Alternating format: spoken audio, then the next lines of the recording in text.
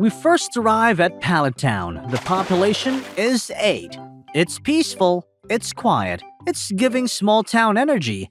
But head north and the vibes shift real fast. To get to Viridian City, you need to go through Route 1.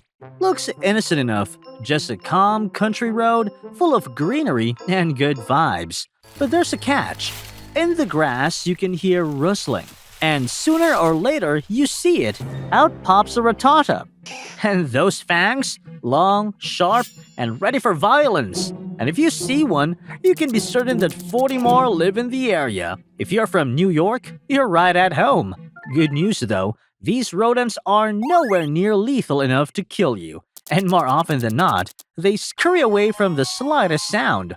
As PGs fly away from you in fear, you finally make it to Viridian City, feeling untouchable. But you have no idea what's coming. The city, though, is a pretty small population, a gym, and a trainer school. So, naturally, you decide to head for Pewter City, where there's a sick museum of science. But in order to make it there, you need to go through Route 2. At first glance, same vibes as Route 1. Safe, chill, green. But then you spot something purple in the grass. Surprise! It's a Nidoran! Sure, it's small and kinda cute, but those thorns? Highly toxic. Even a tiny sting can have fatal results. Luckily, Nidoran doesn't really want smoke, so you keep moving. And that's when you also find yourself in a deep, dark forest. Viridian Forest is literally a maze. Your best case scenario? Run! Because somewhere in this forest is a swarm of Beedrill.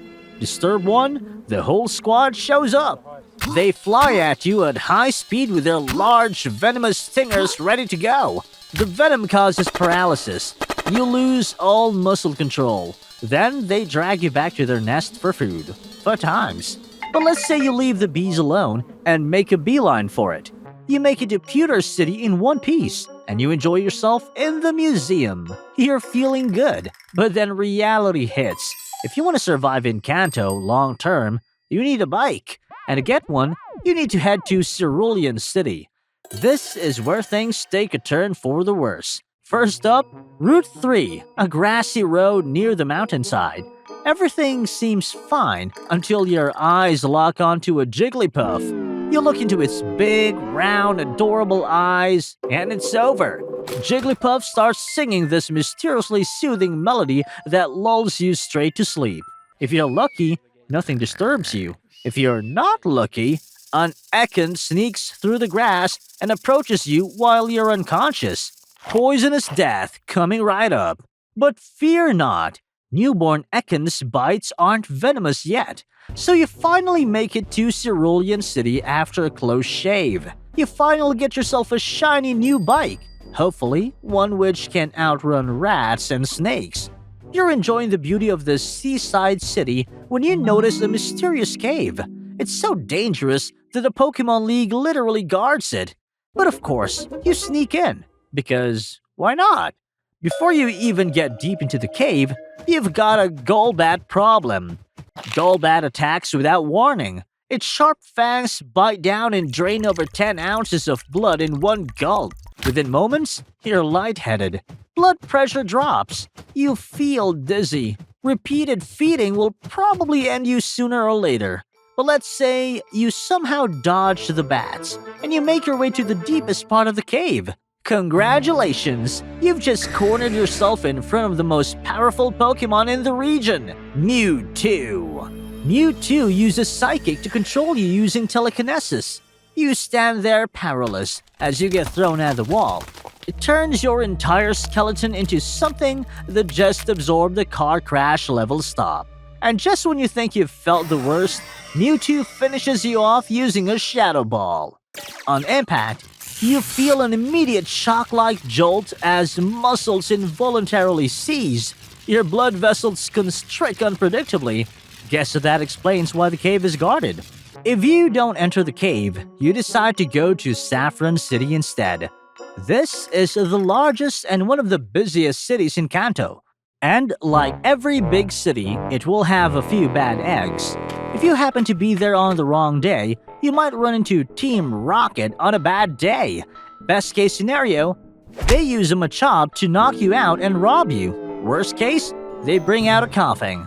Coughing expels toxic gas through the holes in its body, and within seconds, your eyes start to water, you get dizzy, and you collapse. But let's say you somehow survive. You decide to leave the sprawling metropolis and head for Celadon City. That is, if you can get through Route 7. It's a short road, but you're about to face a big test. In the area is a Growlithe, a Pokemon that's very protective of its territory. It chases you to repel you from its space. If you're not fast enough, you'll get hit with a fireball. Best case, superficial burns in your skin. Worst case, the fire catches, spreads along your clothing or hair, and continues to damage your skin. So, yeah, don't piss off the puppy. You finally arrive at Celadon City. The city seems nice and safe, and it even has a game corner. But instead of having a fun time, the arcade is actually the location of the Team Rocket hideout. If you're foolish enough to pull the secret switch, congratulations! You just pissed off the boss himself, Giovanni. Giovanni brings out Kangaskhan, a 7-foot-tall Pokemon that resembles a kangaroo on steroids. It delivers Mega Punch, and all of a sudden, your bones experience extreme stress, resulting in fractures. Your internal organs are bruised. So, yeah, don't pull that secret switch. But sooner or later, you realize your fate is more or less sealed.